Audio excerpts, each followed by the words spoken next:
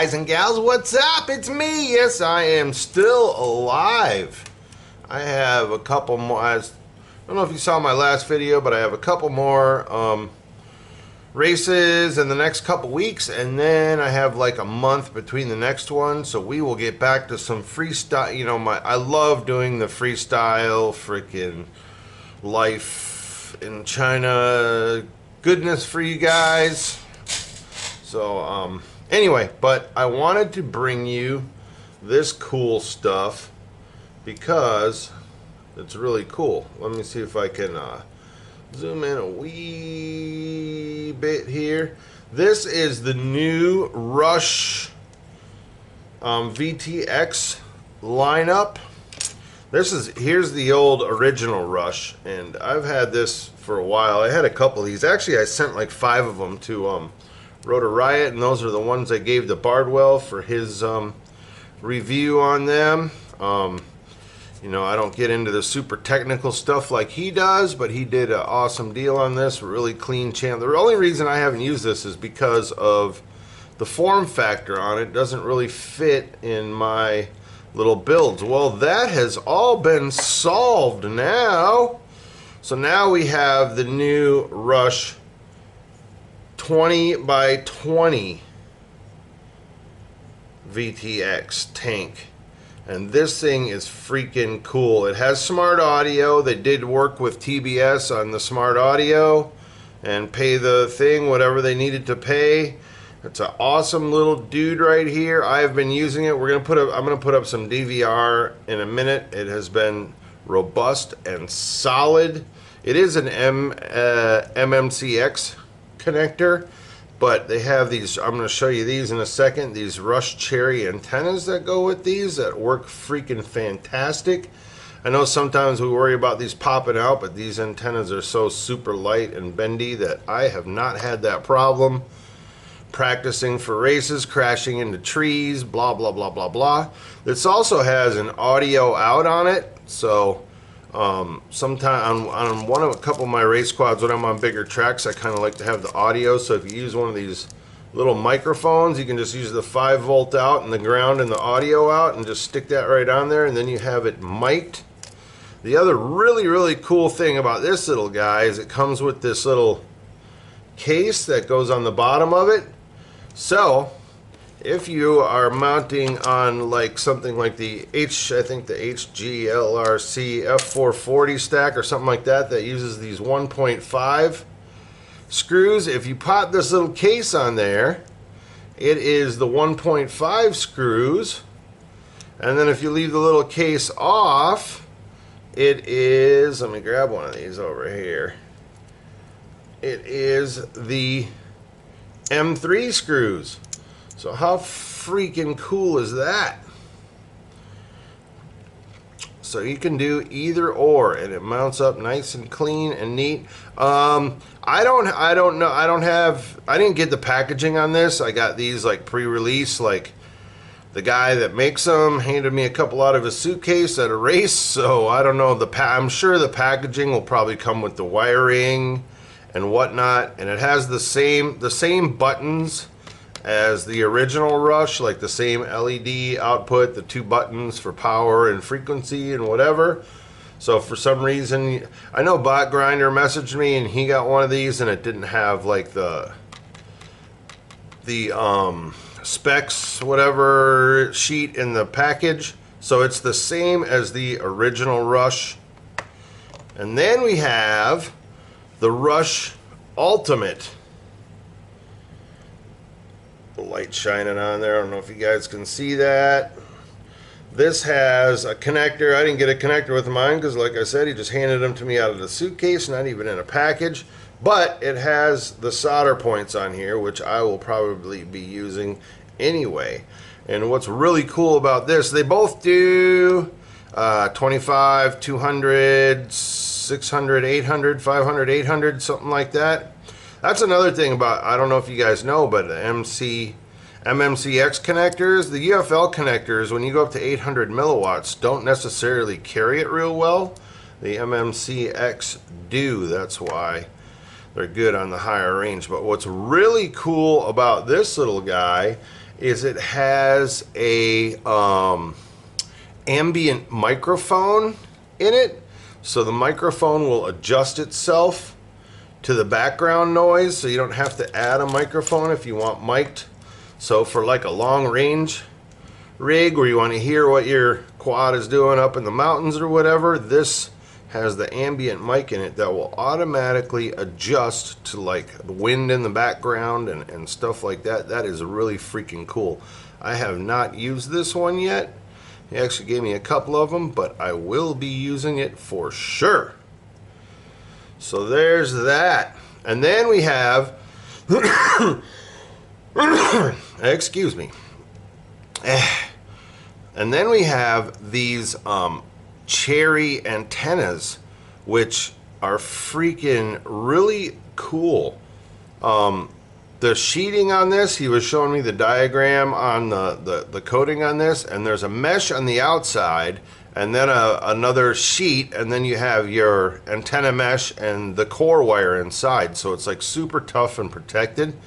But what I thought was really cool about this is sometimes when you mount an antenna to your frame, you can't get rid of that ground loop and you end up with noise in your video and you have to figure out how to try to isolate the antenna. Well, this one is freaking molded plastic, so you don't have to worry about that. It just mounts right up. It comes with the little mounting hardware. It comes in this little tube right here, the cherry antenna. I don't know if you can see that because of the light shine, but I told you what it is, so there you go. And they do come in left and right, and what's super cool is like when you mount it in your frame, right? If I want to, I can just unplug the MCX and watch this. They just slip out of this little mount. So in a race situation, if I got to go from left to right, I can just slide that antenna in there and I'm done. And then you can also like adjust the height on it. This is freaking ingenious. I love this thing. Let's get a little weight action on these in case you guys are interested in that. Let's hope you can see that down there. I don't know if you can see the numbers on it. Let me see if I can zoom in there a little bit. Alright, I think you can see that. My camera's drifting. Hold still. There we go. So the antenna by itself is 2.5, 2.7, 2.9 with all the stuff on it. The little tank right here is 4.7 with the little cover, 5.4.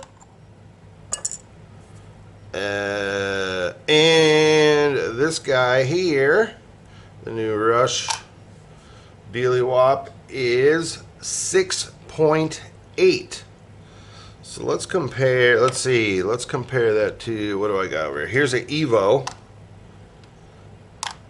with an antenna coming in at 15.6. So if I was to use this with the antenna, we're coming in at 7.4. That is half the weight of that. That is freaking cool. I've had really good luck. I'm going to put up some DVR here in a minute. Let me do something.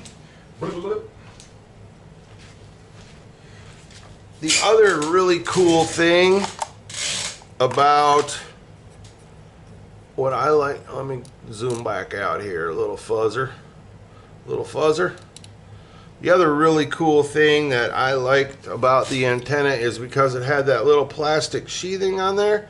I just warmed her up a little fuzz with my heat gun and formed it over there to give it a little space between my custom 3D mount there on my little custom racer here. And that is freaking fantastic, and it still slides in and out of there and everything works just freaking hunky-dory. So I'm going to put up some video here of me practicing in one of my little parks with the Cherry and Rush setup here.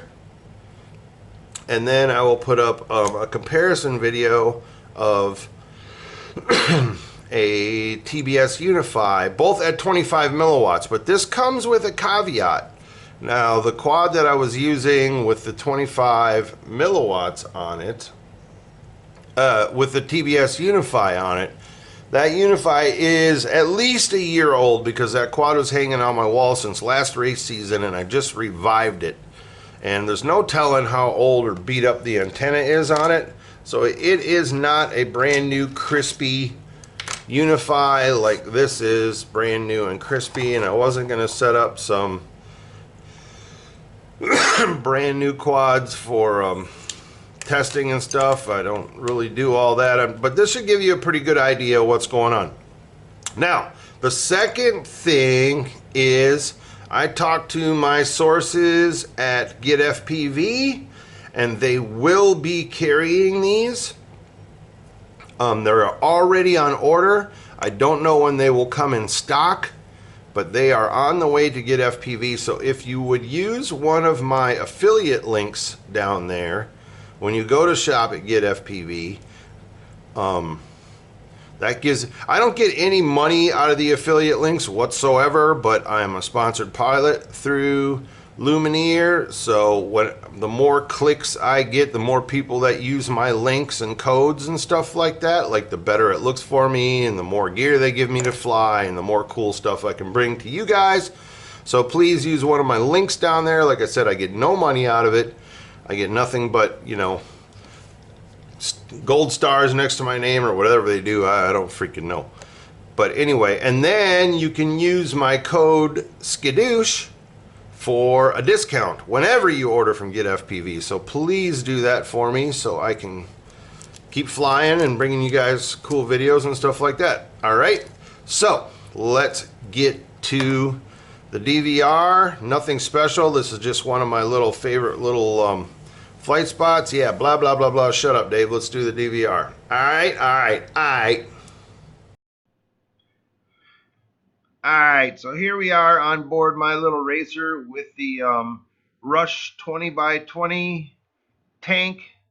My little course I have set up in a little parking. One thing I want to say is you don't always have to set up all kinds of complicated tracks. If you can find a little corner of a park, like so, there's like endless lines I can fly here to make little race tracks and practice my little swoops and dives and loop-de-doops and holes and hitting gates and all that. But as if you look at the bushes right here, I even have like the branches weaved together and they're in the middle to make little archways. But anyway, this thing was rock solid. I know there's some ESC noise in this DVR here, I notice.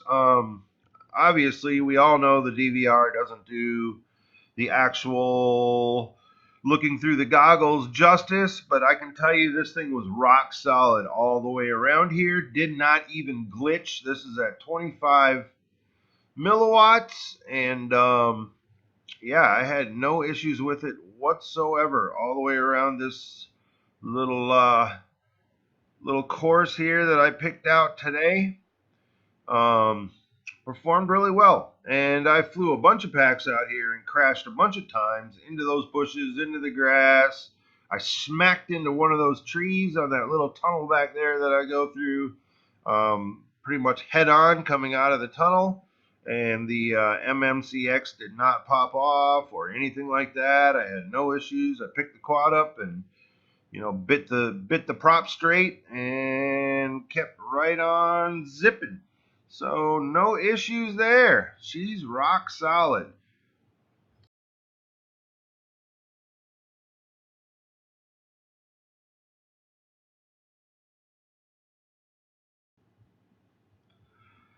Alright, so here we are on board with the Unify at 25 milliwatts, and like I said, this comes with a caveat that this is older Unify, at least a year old, with a more than likely beat up antenna, but you can see we're getting quite a bit of breakup at 25 milliwatts with this guy. So yeah, that Rush is rock solid. I will definitely be using it some more. This is a little different camera too. Like I have the Runcam Nano Racer on the other one, so that may be why there was a little bit more noise in the DVR. I don't really know, But this gives you a pretty good idea how decent that rush is. It's got some good clean signals. Like I said, if you please use my links and my skadoosh code to get the little gold stars next to my name, I appreciate it. And thank you very much for watching, guys. Happy flying!